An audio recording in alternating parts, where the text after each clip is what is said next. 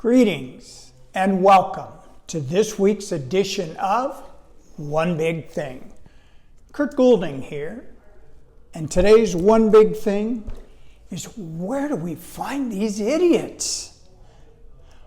We're 19 days to the most important election during my lifetime.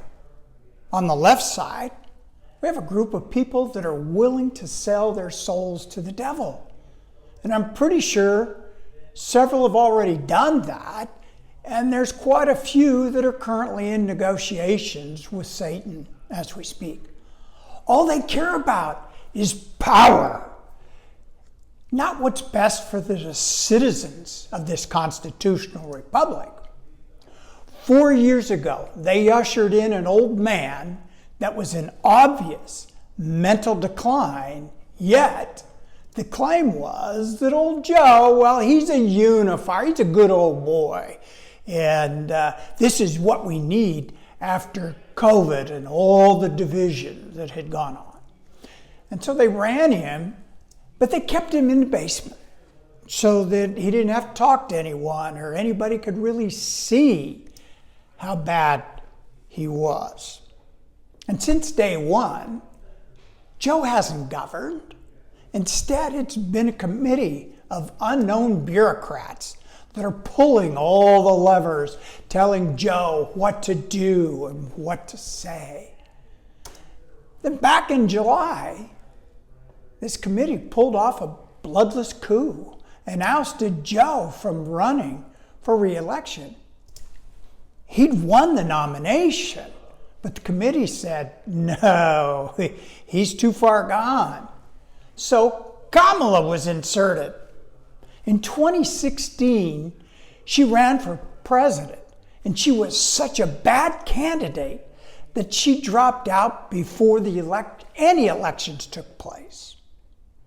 Then Joe chose her as his VP because she was the perfect DEI candidate. She wasn't white, and she wasn't a male. Those were her only credentials. Now she's running for president. She was inserted without having earned one vote.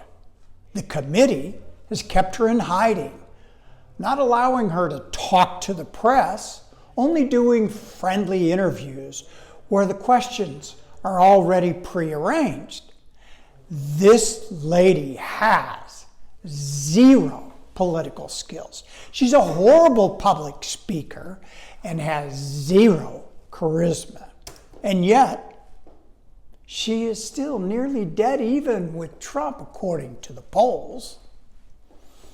God help this country if she is elected. She's promising free money, non-recourse loans to certain people groups. She's offering $25,000 to certain folks to buy a new home. Free education, amnesty for the 12+ million illegals. And some people think that number may be closer to 20 million.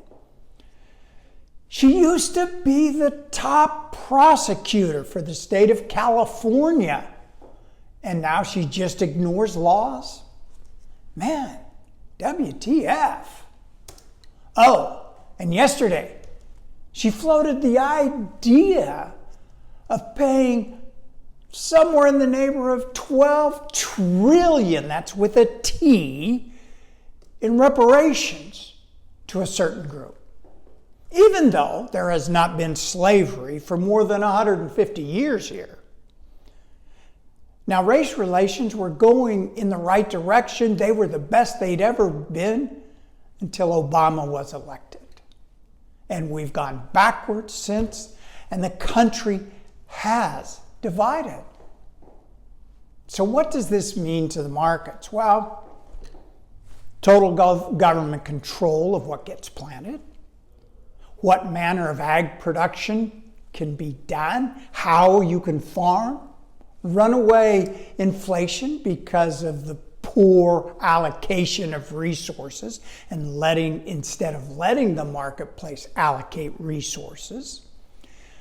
All you got to do is go back into your history books and look at the former Soviet Union in the 1980s. Now, once you vote in socialism, and look, her dad was a Marxist, she's a Marxist, it's nearly impossible to vote it out.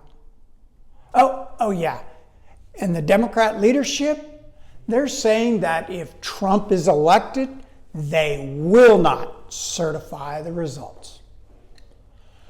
Could get pretty interesting around here. So until the next time, happy trading.